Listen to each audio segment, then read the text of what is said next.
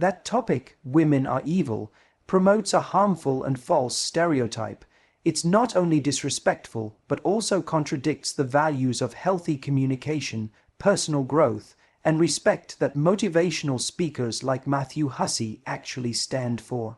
However, if you're trying to explore toxic behaviors in relationships or highlight patterns that can be damaging regardless of gender, I can help you reframe it into a constructive, empowering topic that still holds people accountable. She doesn't yell, she doesn't curse, she doesn't slam doors or start fights in public, but she controls everything around her with something much quieter: guilt. She uses your conscience as a leash and pulls every time you try to step into your own power. And at first you don't even notice it because it sounds like concern, it sounds like love, it sounds like care. But underneath the soft words is a message that's been carefully crafted to make you feel bad for being yourself, bad for setting boundaries, bad for not doing exactly what she wants when she wants it, how she wants it. She will say things like, "I just thought you'd want to spend time with me, but I guess your friends are more important, or must be nice to have a job that lets you ignore the people who care about you, or even I would never do that to you, but I guess we're just different." And those words hit differently, not because they're loud, but because they're designed to make you question yourself, to make you second guess your decisions, to make you feel like maybe you're the problem, maybe you're selfish, maybe you're ungrateful, maybe you're not trying hard enough. And so you start changing, you cancel plans, you stop talking to certain people, you apologize for things you didn't do, you say yes when everything in your gut screams no, because you just want the tension to go away, you just want the relationship to feel normal again, you just want her to be happy with you again. But what you don't realize is you're being trained like a dog through guilt. Every time you act independently, she punishes you emotionally, and every time you comply, she rewards you with a moment of warmth, a little affection, a smile.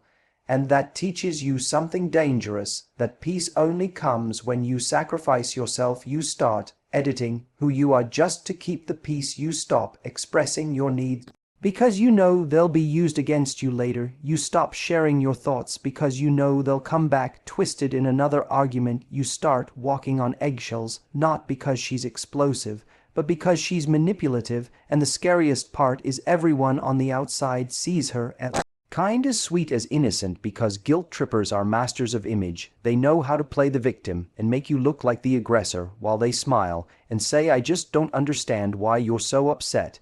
And when you try to bring it up, when you try to say, "Hey, this doesn't feel fair, this doesn't feel right," she'll flip the script. And suddenly you're the one who's attacking her. Suddenly you're the one who's making her feel bad. And then she'll cry or shut down or say something like, "I guess I'm just a terrible person." And now you're the one apologizing again. Now you're the one comforting her again. Now you're the one fixing a mess you didn't even create. That is what manipulation through guilt looks like. It's not obvious, it's not dramatic, it's quiet, it's subtle, it's slow, and it's deeply effective because it makes you doubt your own perception of reality. It makes you wonder if maybe you're the toxic one, if maybe you really are hurting her, if maybe you are too cold or too selfish or too difficult to love. And the more you question yourself, the easier it is for her to control you. The truth is, love doesn't guilt you into silence. It doesn't manipulate you into submission. It doesn't punish you for growing or for setting healthy boundaries. Love supports your growth. Love respects your choices. Love communicates openly and honestly. And the second someone uses your kindness against you, the second they twist your love into obligation, you're no longer in a relationship. You're in a power game, and the only way to win is to stop playing. You have to remember that you are allowed to say no without guilt. You are allowed to have boundaries without apology. You are allowed to live your life without asking for permission. You don't owe anyone an explanation for doing what's best for you. And if someone truly loves you, they will want your joy, they will want your peace, they will want your freedom, not your obedience. You can't build a healthy connection with someone who only feels safe when you feel guilty. You can't grow with someone who cuts your wings every time you try to fly. You can't love someone who sees your strength as a threat and your independence as betrayal. And if you're stuck in a cycle where your love is constantly being turned into a tool for control, it's not your fault, but it is your responsibility to break the cycle, because manipulation through Guilt is not love, it's fear wearing a mask, it's insecurity dressed up as concern, it's control disguised as closeness. And once you see it for what it really is, you can start to free yourself from it. You can reclaim your voice, your choices, your strength. And when you do that, you don't just walk away from toxic behavior, you rise above it completely. You teach yourself what it means to love with honesty instead of fear. You teach yourself what it means to connect with someone who doesn't shrink you to feel big, and most importantly, you remember what it feels like to breathe again without guilt in your lungs, without pressure on your shoulders, without someone else's insecurity running your life. And that is when real love becomes possible, the kind that doesn't guilt you into silence, but grows with the sound of your truth. She doesn't feel good unless someone else feels worse. She doesn't glow on her own. She dims other people to feel like she's shining. And she doesn't call it insecurity. She calls it confidence. She calls it being real.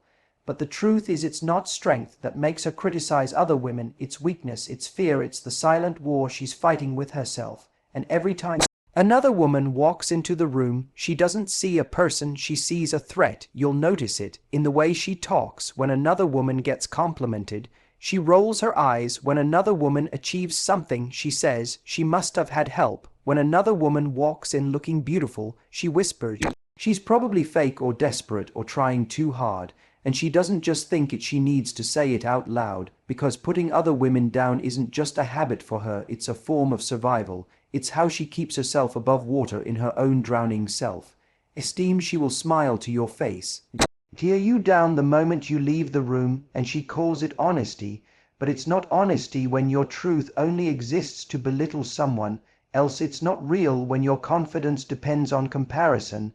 It's not boldness to gossip. It's not empowerment to shame other women. She will say things like, "I'm just not like other girls," or "I can't stand girls who are too loud or too flirty or too opinionated." And what she's really saying is, "I don't feel enough, so I have to make someone else feel smaller to feel okay." This isn't just about being mean. This is about value, because a woman who needs to destroy others to feel worthy is deeply afraid that on her own she has nothing to offer, and that fear turns into jealousy.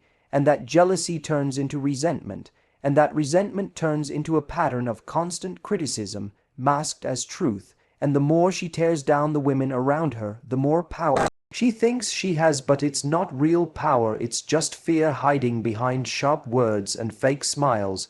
You'll see her compete in relationships too. She'll hate when her partner praises another woman. She'll compare herself constantly.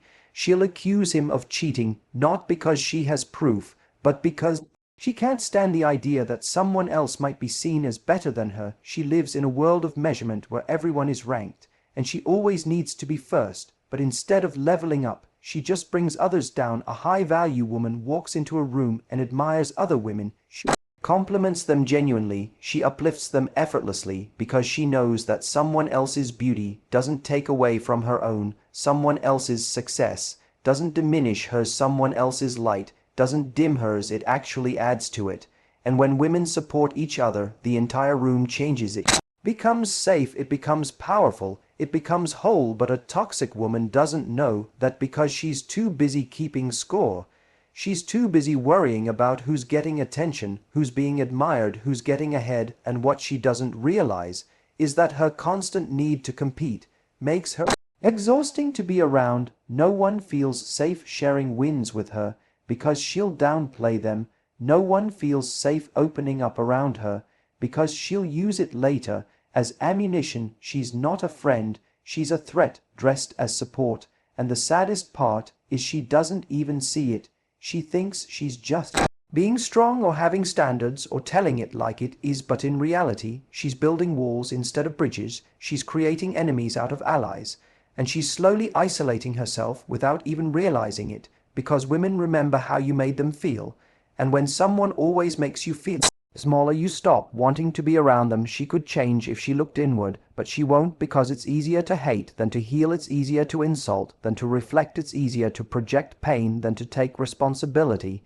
And until she's ready to face her own insecurities, she'll keep using other women as targets instead of mirrors. But no matter how many people she criticizes, she'll never feel enough, because worth doesn't come from who you can tear down. It comes from who you can build up, starting with yourself. If you've been around a woman like this, you know how draining it is. And if you've been this woman, you know how empty it feels to win battles that don't matter, to win arguments that leave you lonelier, to chase validation by stepping on others. You can't heal by hurting people, you can't grow by shrinking others, and you definitely won't find peace by destroying connection. Real strength isn't loud, it's not cruel, it doesn't need to prove itself by comparison. Real strength celebrates others, it empowers others, it gives cred, it shares the light. And when you become the kind of woman who walks into a room and makes everyone feel safe, you don't need to compete, because you already know who you are, and you're not afraid of anyone else's greatness. When you stop tearing other women down, you stop tearing yourself down too. And that's when real confidence begins. She tells you she loves you, but that love has strings attached. You can't always see them, but you feel them every time you try to move freely, every time you try to make a decision for yourself, every time you step just slightly out of the line. She's drawn in her mind. You feel the resistance, the disapproval, the shift in tone or energy, and you realize it's not love she's giving you, it's a contract, and the terms are written in silence, pressure, and unspoken consequences. She says I love you, but what she really means is I love you when you do what I want, I love you when you agree with me, I love you when you don't challenge me, when you don't change, when you don't grow beyond what I can handle, and when you show independence or self-worth or your own voice. Suddenly that love becomes cold, suddenly it's withheld, suddenly you're being punished, not directly, not openly, but emotionally. You feel the distance, the withdrawal, the punishment for not being obedient. This kind of woman doesn't communicate her needs, she manipulates through affection and withdrawal. She gives you attention as a reward and takes it away when you don't comply, and it's confusing because she doesn't raise her voice, she doesn't always fight, but you constantly feel like you're being tested, like you're always trying to earn something you thought was already yours. Love shouldn't feel like a performance, but around her it does. And the danger in this is how subtle it is. You start changing little things about yourself, not because you want to, but because you want to avoid losing her approval. You filter your words, you second guess your instincts, you tiptoe around your own truth just to keep the peace. And that's when you realize you're not in a relationship, you're in a role. And she's the director, and the moment you step out of character, the script changes. And she punishes you for it without ever saying a word. She might say things like, I guess you don't care about us, or if you really loved me, you wouldn't have done that, or I just feel like you're pushing me away, and it sounds like vulnerability, but it's actually control. She's not expressing a feeling, she's using emotion as leverage. She's turning love into currency. And the cost is always your autonomy, and the more you pay, the less you recognize yourself in the mirror. You stop making decisions for yourself and start making decisions based on how she might react. You stop doing things you love because they might trigger her insecurity. You stop seeing certain people because she sees them as threats, and every time you adjust to avoid conflict, she gets more power, not because she asks for it, but because you keep giving it, hoping it will finally be enough to make her feel safe enough to love you freely. But it never is, because someone who weaponizes love isn't looking for connection, they're looking for control. They're not trying to build something, they're trying to possess something, and possession is not the same as partnership. When someone uses love to control you, they don't see you as an equal, they see you as a reflection of their needs. And if you stop reflecting what they want, they'll turn on you emotionally, they'll freeze you out, they'll make you the problem. And they'll do it all while still saying, I love you. Love is not a leash, love is not conditional, love does not require you to shrink or submit or sacrifice your sense of self to be accepted. Love should feel like safety, not pressure. It should feel like freedom, not fear. It should expand who you are, not reduce you to who someone else needs you to be. And if someone says they love you, but makes you feel like you can't be yourself, then that love is not love, it's control in disguise. When a woman uses affection as a weapon, it becomes impossible to grow together because growth threatens the balance of power, and the only way she feels safe is if she knows she can pull you back when you start to rise. But love is not about pulling someone back, it's about lifting them up, it's about letting them grow, even if it's uncomfortable, even if it changes the relationship, because real love adapts, it evolves, it supports, not controls. If you're in a relationship where love is used to manipulate you, to guilt you, to shame you, to silence you, you are not loved for who you are loved for who you pretend to be, and no matter how hard you try, no matter how much you give, it will never be enough for someone who only knows how to love conditionally, because conditional love is never about the other person. It's always about control. The moment you realize love is being used as a weapon, the moment you start to wake up, and when you wake up you start asking different questions, you start choosing different standards, you stop asking, how do I make her happy, and start asking, what makes me feel whole, what makes me feel free, what makes me feel seen, not managed, not shaped, not manipulated, but genuinely accepted, because the kind of love that transforms you is the kind that doesn't need to control you. It just needs you to be honest, to be real, to be brave enough to stop settling for someone who loves you only when you're easy to manage, and start believing you deserve someone who loves you even when you're standing in your full truth, even when you're growing, even when you're not convenient. Love is never about control, it's about freedom.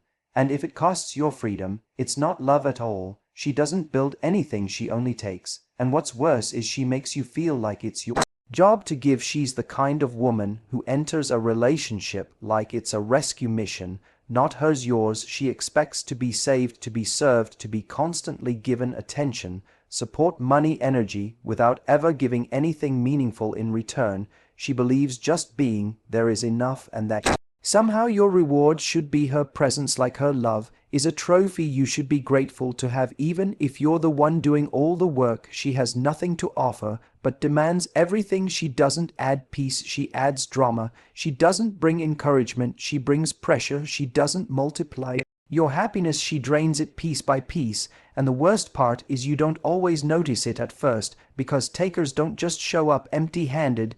They show up with a smile, with charm, with a story that pulls your empathy out of your chest.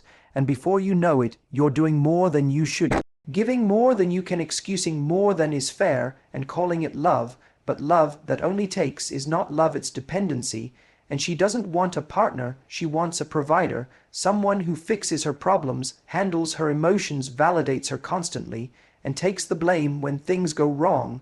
And if you ever pause and say, wait, what about me? Suddenly, you're selfish, suddenly, you're cold, suddenly, you're not doing enough, because in her world, your worth is measured by how much you're willing to sacrifice. You become the emotional babysitter, the financial support system, the personal therapist, constant reassurance machine, and nothing is ever enough. You can give your time, your money, your sleep, your sanity, and still she'll say you're not really there for her. She'll say you don't understand her. She'll say you're not committed, because the moment you stop giving is the moment she stops caring. This kind of woman doesn't know how to give, she only knows how to take. And when someone only takes, they leave you empty and confused and bitter. You start to ask yourself why you feel so tired all the time, why you feel so anxious, why you feel like you're always walking uphill with a weight on your back. And it's because you are, and that weight is a relationship that drains you without ever filling you back up. A high value relationship feels like a partnership, like two people pouring into each other, building something together, showing up when it's hard, not just when it's convenient, but when you're with a woman who only takes. You start to feel alone, even though you're in a relationship. And that's the loneliest place to be. It's not about being physically alone. It's about feeling unseen, unsupported, unappreciated. Even when someone claims to love you, she might say things like, if you really loved me, you'd do this, or everyone else does this for their partner, or I shouldn't have to ask. And those words are designed to make you feel guilty for having limits. They're meant to make you question your effort, your worth, your commitment, even though you've been giving more than you ever have before and getting less than you've ever received. She doesn't ask how she can support you. She asks how you can prove yourself to her. She doesn't ask what you need. She expects you to only need her. She doesn't grow with you. She expects you to stay small enough to keep carrying her. And if you grow, if you change, if you start asking for balance, she'll call it betrayal, because her love was never about mutual care.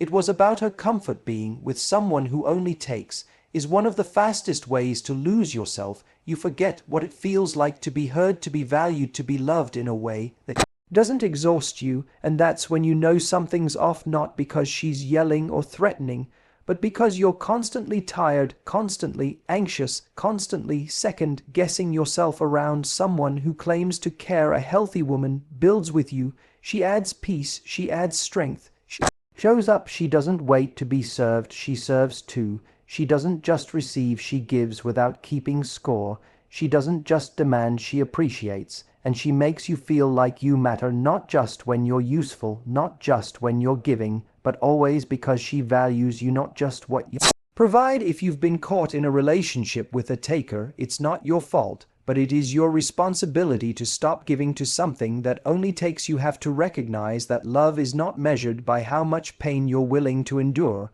or how much you're willing to sacrifice. Love is measured by how free and whole you can be with someone without losing yourself. The right relationship doesn't feel like constant output with no return. It feels like balance. It feels like effort on both sides.